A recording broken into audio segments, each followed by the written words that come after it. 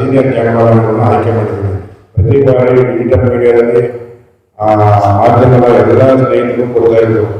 ಕಬ್ಬು ಗೊಬ್ಬರಗಳೇ helmet, ಜೆರ್ಕಿನ್, T shirt, ಕೈ ತುಂಬ ಎಲ್ಲ ನಮ್ಮ ಮಾಧ್ಯಮದಲ್ಲಿ ನೀಡಿ ಸನ್ಮಾನ ಜೊತೆಗೆ ಪ್ರಶಸ್ತಿ ಪುರಸ್ಕಾರವನ್ನು ನೀಡ್ತಾ ಇತ್ತು.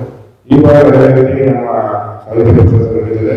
ಆದರೆ ವಿಶೇಷ ಏನಂತಂದ್ರೆ ಈ ಬಾರಿ ಅತಿ ಹೆಚ್ಚು ಕ್ಯಾಮರಾಮನ್ ಯಾಕೆಂದ್ರೆ ರಾಜಕಾರಣ ಆಯ್ಕೆ ಮಾಡ್ತಾ ಇದ್ರು.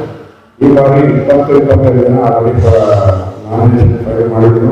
ನಮಗೆ ಕೊಟ್ಟಿಯಾಗಿ ಅವ್ರನ್ನ ಹಿರಿಯ ವರ್ಗದ ಛಾಯಾಗ್ರಾಹಕರು ನಡೆಸಲಿಕ್ಕೆ ಸನ್ಮಾನಿಸ್ತಾ ಇದ್ದಾರೆ. ಯಾವುದೇ ರೀತಿಯ ಪ್ರಶಸ್ತಿ ಪುರಸ್ಕಾರದಲ್ಲಿ ನಮ್ಮ ನಾಮಿನೇಷನ್ಸ್ ಓಪನ್ ನಾವು ಕೊಟ್ಟಿರ್ತೀವಿ. ಅದು ಒಂದು ಫಾರ್ ಎಕ್ಸಾಂಪಲ್ ಇವಾಗ ನಾವು ಯಾವುದೋ ಕಾರ್ಯಕ್ರಮ ಮಾಡಬೇಕಾದ್ರೆ ಸಮಾಜ ಸೇವೆ ಪ್ರಶಸ್ತಿನ ಒಂದು ನಾಮಿನೇಷನ್ ಇದೆ. ಮತ್ತೆ ಬೇರೆ ಬೇರೆ ಪ್ರಶಸ್ತಿಗಳಿಗೆ ನಾವು ನಾಮಿನೇಷನ್ ಕೊಟ್ಟಾಗ ನಾವು 2 ಕ್ರೈಟೀರಿಯಾಸ್ ನೋಡ್ತೀವಿ ಸರ್. ಒಂದು ಯಾವುದೇ ರೀತಿಯ ಅವ್ರ ಮೇಲೆ ಕ್ರಿಮಿನಲ್ ಕೇಸ್ ಇರಬಾರ್ದು ಮತ್ತು ಯಾವುದೇ ರೀತಿಯ ಅವರಿಗೆ FIR ಇರಬಾರ್ದು sir. This is the main criteria ನಾವು ನೋಡ್ತಾ ಇರೋದು. ಮತ್ತೆ ಫಾರ್ ಎಕ್ಸಾಂಪಲ್ ಒಂದು ವಿಷಯ ನೀವು ಕೇಳಿದ್ದಕ್ಕೆ ನಾನು ಹೇಳ್ತೀನಿ. ಏನಕ್ಕಂದ್ರೆ ಒಬ್ಬರನ್ನು ಆಯ್ಕೆ ಮಾಡ್ಕೊಂಡ್ವಿ. ಓಕೆ, ಅದೇನಂದ್ರೆ ಅವರು ಚೀಫ್ ಗೆಸ್ಟ್ ಆಗಿ ಬರ್ತೀನಿ ಅಂತಾನೆ ನಮಗೊಂದು ಮೆಸೇಜ್ ಮಾಡೋದು. ಸರ್ ತುಂಬಾ ಒಳ್ಳೆ ಕಾರ್ಯಕ್ರಮಗಳು ಮಾಡ್ತೀನಿ, ನಾನು ಸಮಾಜ ಸೇವಕ, ನಾನು ನಿಮ್ಮ ಒಂದು ಸಂಸ್ಥೆಗೆ ಚೀಫ್ ಗೆಸ್ಟ್ ಆಗಿ ಬರ್ತೀನಿ, ನಾವು ಸ್ಪಾನ್ಸರ್ ಮಾಡ್ತೀವಿ ಅಂತ ಒಂದು ವ್ಯಕ್ತಿ ಮುಂದಾಗಿ ಬಂದರು.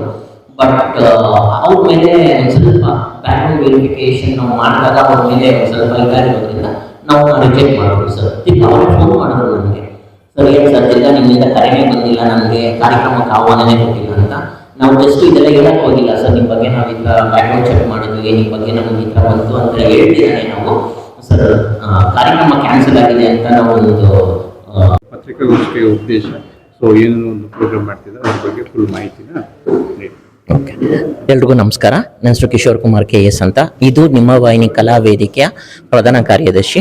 ಇವತ್ತು ನಾವು ಪ್ರೆಸ್ ಕ್ಲಬ್ಬಲ್ಲಿ ಬಂದು ಒಂದು ಕಾರ್ಯಕ್ರಮದ ಬಗ್ಗೆ ನಾವು ಒಂದು ಪ್ರೆಸ್ ಮೀಟ್ ಮಾಡ್ತಾ ಇದ್ದೀವಿ. ಆ ಒಂದು ಕಾರ್ಯಕ್ರಮ ಏನಂದರೆ, ಇದು ನಿಮ್ಮ ವಾಹಿನಿ ಕಲಾ ವೇದಿಕೆ ಹಾಗೂ Suvarna Karnataka digital media association ಸಹಯೋಗದಲ್ಲಿ ನಡೆಯುತ್ತಿರುವ ಡಾಕ್ಟರ್ಸ್ ಡೇ, ಪತ್ರಿಕೋದ್ಯಮ ಡೇ, ಕಾರ್ಗಿಲ್ ವಿಜಯ್ ದಿವಸ್, ಇದು 3 ಕಾಂಬಿನೇಷನ್ ಅಲ್ಲಿ ಇದು ನಿಮ್ಮ ವಾಹಿನಿ ಕಲಾ ವೇದಿಕೆಯಿಂದ ಹಮ್ಮಿಕೊಂಡಿರುವಂತಹ ಒಂದು ಕಾರ್ಯಕ್ರಮ. ಈ ಒಂದು ಕಾರ್ಯಕ್ರಮ 26ನೇ ತಾರೀಕು ಜುಲೈ 2026 ನಯನ ಸಭಾಂಗಣದಲ್ಲಿ ಪೂರ್ತಿ ದಿನ ಕಾರ್ಯಕ್ರಮವನ್ನು ಹಮ್ಮಿಕೊಂಡಿದ್ದೀವಿ. ಈ ಒಂದು ಕಾರ್ಯಕ್ರಮದಲ್ಲಿ ನಾವು 23ನೇ ಸಾಂಸ್ಕೃತಿಕ ಸಿಂಚನ ಕಾರ್ಯಕ್ರಮ ಹಾಗೂ ಪತ್ರಿಕೋದ್ಯಮದಲ್ಲಿ ಕೆಲಸ ಮಾಡ್ತಾ ಇರುವಂತಹ ಫ್ರೀಲಾನ್ಸ್ ಜರ್ನಲಿಸ್ಟ್ಗಳಾಗಿರ್ಬೋದು, ಯೂಟ್ಯೂಬರ್ಸ್ ಆಗಿರ್ಬೋದು, ಹಾಗೂ ಬೇರೆ ಚಾನಲ್ಗಳಲ್ಲಿ ಕೆಲಸ ಮಾಡ್ತಾ ಇರುವಂಥ ಜರ್ನಲಿಸ್ಟ್ಗಳಿಗೆ ನಾವು ಒಂದು ಮಾಧ್ಯಮ ಸೇವರತ್ನ ಪ್ರಶಸ್ತಿನ ಕೊಟ್ಟು ಗೌರವಿಸ್ತಾ ಇದ್ದೀವಿ. ಇದು ಮೊದಲನೇ ಬಾರಿ ಅಲ್ಲ, ಇದು 2019ರಿಂದ ಮಾಡ್ಕೊಂಡು ಬರ್ತಾ ಇದ್ದೀವಿ ನಾವು. ಇದು ಆಲ್ಮೋಸ್ಟ್ ಲೈಕ್ 6ನೇ ವರ್ಷದ ಒಂದು ವಾರ್ಷಿಕೋತ್ಸವ ಅಂತ ಹೇಳ್ಬೋದು. ಇದು ನಮ್ದು 57ನೇ ಕಾರ್ಯಕ್ರಮವನ್ನು ಹಮ್ಮಿಕೊಂಡಿದ್ದೀವಿ ನಯನ ಸಭಾಂಗಣದಲ್ಲಿ. ಸೊ ಆ ಒಂದು ಕುರಿತಾಗಿ ನಾವು ಇವತ್ತೊಂದು ಪ್ರೆಸ್ ಕ್ಲಬ್ ಆಫ್ ಬೆಂಗಳೂರಲ್ಲಿ ಪ್ರೆಸ್ ಮೀಟ್ನ ಇಟ್ಕೊಂಡಿದ್ವಿ ಸರ್.